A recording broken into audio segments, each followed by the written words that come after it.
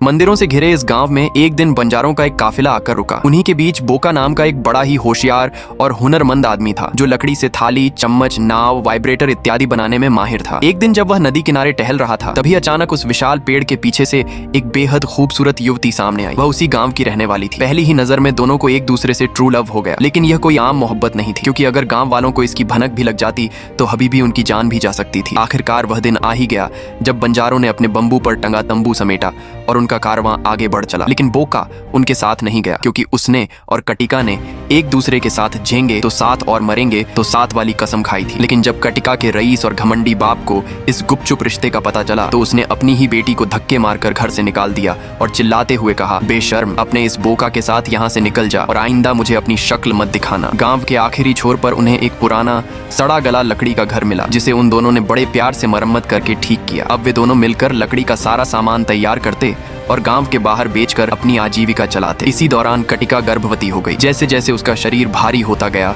वह अंदर से कमजोर होने लगी। आखिरकार एक पूर्णिमा की रात कटिका को प्रसव पीड़ा हुई। बोका मदद के लिए गांव की एक औरत के पास पहुंचा, लेकिन उसने बड़े गुस्से में उसे डांट कर भगा दिया। बोका टूटकर वापस पहुंचा तो देखा कि उसकी प्यारी पत्नी अपने नवजात बेटे के साथ वहां बेसुध पड़ी है। पिता की देखभाल से लड़का धीरे धीरे गबरू जवान बन गया, मगर कुदरत को तो कुछ और ही मंजूर था। अचानक एक दिन आसमान काला पड़ गया और भारी बारिश के साथ एक ऐसा भयंकर तूफान आया जैसा गांव ने पहले कभी नहीं देखा था। मंदिर की दीवारें ढह गईं, पेड़ तिनकों की तरह उखड़ गए और पूरा गांव पानी में डूबने लगा। चारों तरफ चीख पुकार मच गई। तभी किसी ने चिल्लाकर कहा, अरे हमारे बच्चे कहाँ हैं? दरअसल गांव के सारे बच्चे उस सैलाब में लापता हो चुके थे। माओ का रो रो कर बुरा हाल था और हर कोई अपनी जान बचाने के लिए छटपटा रहा था। लेकिन अगली सुबह जब सूरज निकला तो सामने का नजारा कुछ और ही था। गांव वालों ने देखा कि जिस बंजारे को उन्होंने दुत्कारा था, आज उसी के बेटे और उसकी लकड़ी की कला ने ऐसा करिश्मा कर दिखाया जिससे गांव के हर एक बच्चे की जान बच गई। वैसे अगर आप उस गांव में होते तो उस बहादुर लड़के का नाम क्या रखते?